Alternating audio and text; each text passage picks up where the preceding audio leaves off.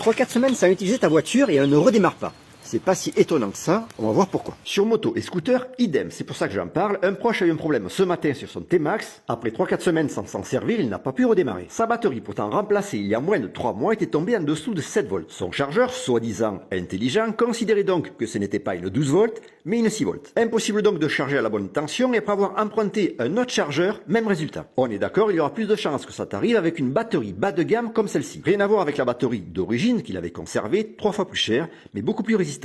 Les différents types de batteries au plomb se déchargent, même véhicule à l'arrêt. D'abord parce qu'il y a une légère consommation constante due à l'électronique du véhicule. En général, plusieurs dizaines de milliampères. Second phénomène, l'autodécharge, qui se produit même si elle n'est pas connectée. Entre 0,5 et 1% par jour de décharge. Et malheureusement, si une 12 volts tombe en dessous des 8-9 volts, c'est irrémédiable. Et ça, même avec un chargeur plus puissant. C'est ce que j'ai essayé de faire avec cette petite batterie au plomb qui était tombée en dessous des 4 volts. C'est dû en fait au phénomène de sulfatation, c'est-à-dire la formation de cristaux de sulfate qui vont neutraliser la réaction chimique au niveau des plaques de plomb. Capacité et tension vont diminuer et c'est irréversible, du moins dans la majorité des cas. En tout cas, celle du T-Max n'a pas été prise sous garantie. Il a dû en racheter une, mais en prenant cette fois-ci la gamme supérieure. Il a pu heureusement se dépanner avec son ancienne batterie. Elle, bizarrement, n'était pas tombée en dessous des 10 volts. Remplacé car il avait un peu de mal à démarrer certains matins par temps froid, un coup de charge et elle a pu repartir du moins provisoirement. Et oui, quoi qu'on en dise, la qualité a un prix.